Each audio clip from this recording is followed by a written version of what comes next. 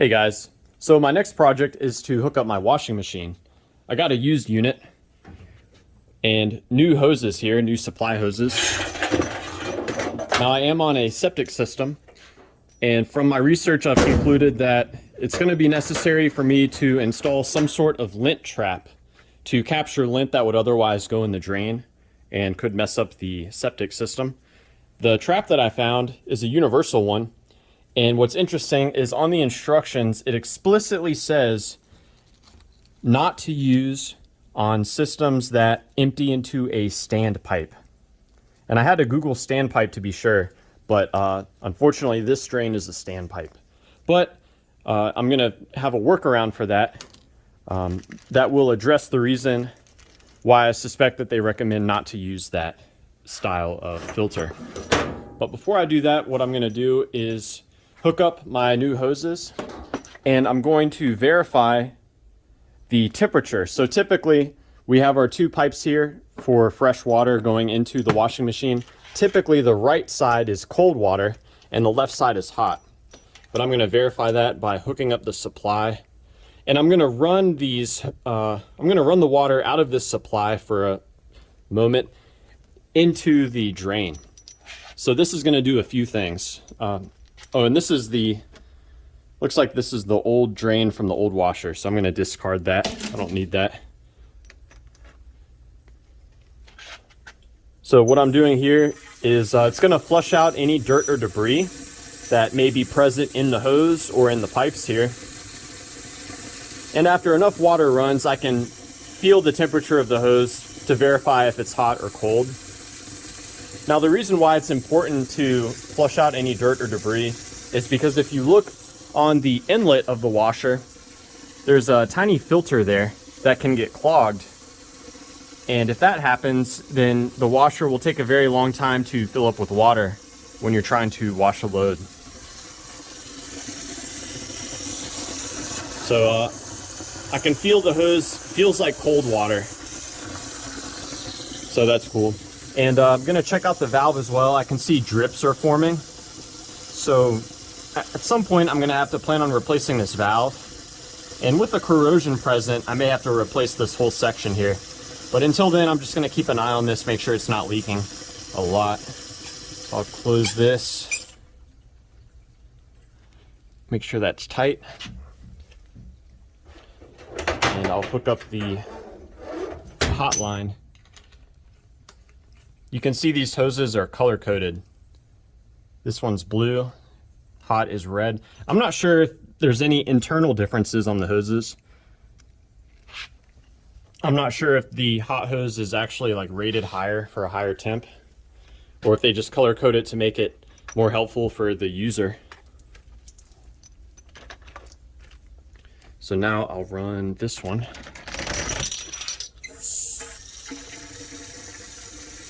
And I'll feel to see if this gets hot or not.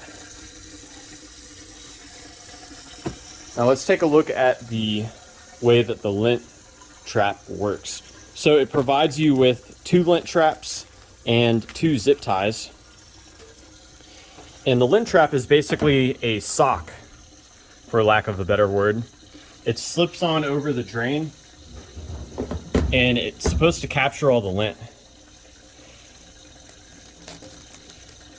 And the reason why I suspect that they do not recommend using this with a stand trap is if this type of lint trap slips off of the drain and goes down into the standpipe, it might be difficult to extract. But I can address that by safety wiring it. So I'm going to get some wire and loop it in through the holes on the trap and secure that wire elsewhere to prevent this from going down deep into the drain in the event that it slipped off of the drain hose here. So let me feel this. And I can just feel by the temperature of this hose. I am getting hot water in here, so that's good. I'm happy with that. And this fell down. Want to make sure I didn't get anything in the hose. Looks clean still. So I can actually go ahead and hook these hoses up. We can see here cold and hot.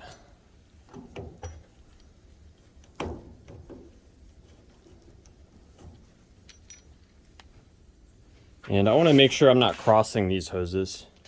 I don't want them to get twisted.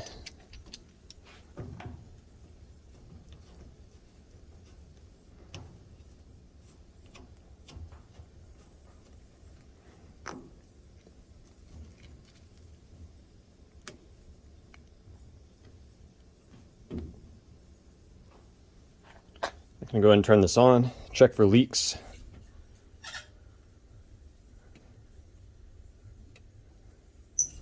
I know the valves here are leaking, and I'll deal with that at a later date, but I just want to make sure that these are tight.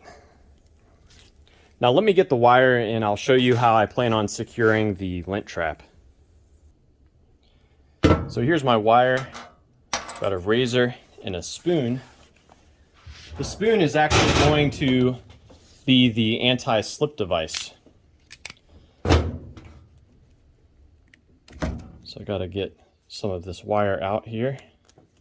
So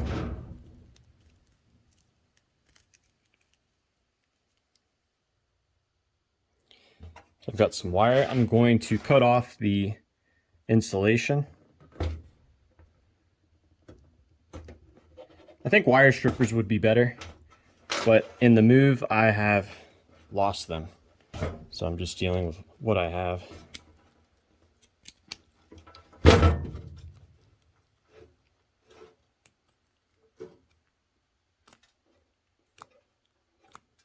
I just need a few strands to get started. If you guys have a better solution for keeping lint out of your septic system, I'd like to hear about it below. Definitely something that interests me. Got some wire. I can cut off the insulation that I'm not using.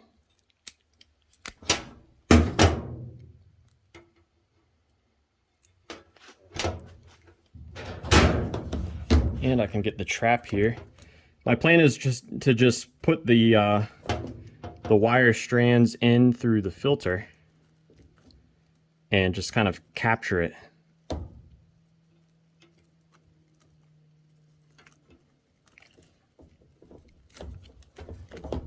So basically just keeps it from getting totally dislodged from the pipe and making a getaway.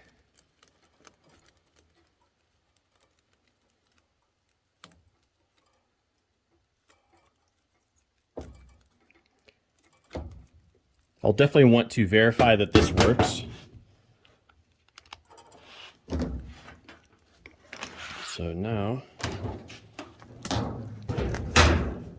don't really need that, but I guess it's good that it's on there. I'm going to slide the washer towards the wall.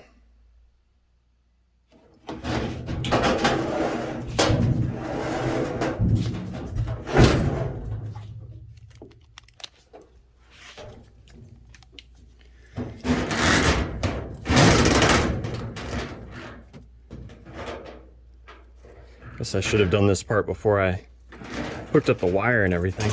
There we go.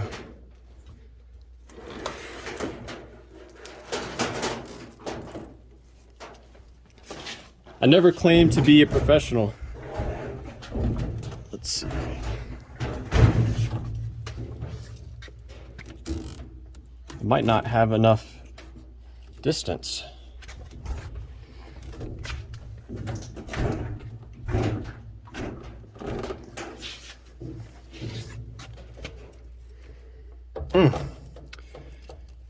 Not quite gonna make it, am I?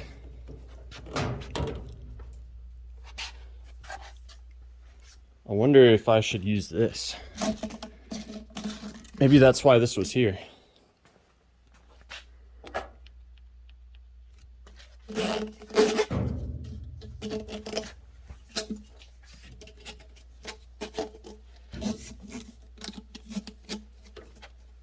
I guess the solution too, I could cut this pipe and make it shorter, but I'm not going to do that just yet. And I suppose this is supposed to thread in, slip in. Definitely not an ideal setup here. I'm gonna have to revisit this in the future.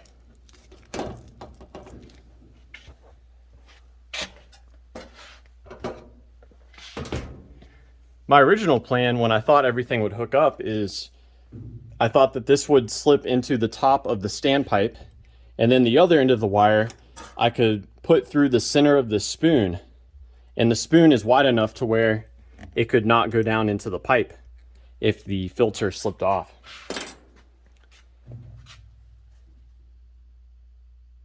And that really looks like it's going to leak now too. So ultimately I did find a solution, and what I did is I just cut the upper portion of the standpipe, just cut it out. The washer actually works a lot better with the drain being at this lower level. And if you look down inside of it, the actual standing level of water in the drain is much lower. So in the future, I could cut this even shorter if I want to. I did have to extend this drain hose that actually comes from my AC condensation. So I had to get some slack in it to where it would actually go down into the drain here. But yeah, this is gonna work, and I can reinstall my lint trap. I did try to run the washer with it hooked up to this piece, and it didn't seal very well here, so it actually flooded out my basement a little bit, but no big deal, nothing was damaged. All right, so here's my final lint trap contraption. It's not an elegant solution at all, and I'm definitely going to be revisiting this, try to come up with something that's a little better. But I've got to get something going for now, so this is going to have to do. And you can see the spoon just kind of sits right here, keeps tension on that filter, so it should hopefully prevent the lint trap filter from going down and getting stuck somewhere else in the drain here. So yeah, I hope this was entertaining for you, or at the very least an illustration of what not to do. But yeah, let me know down below if you have any questions, or more importantly, if you have any helpful advice. And thanks for watching.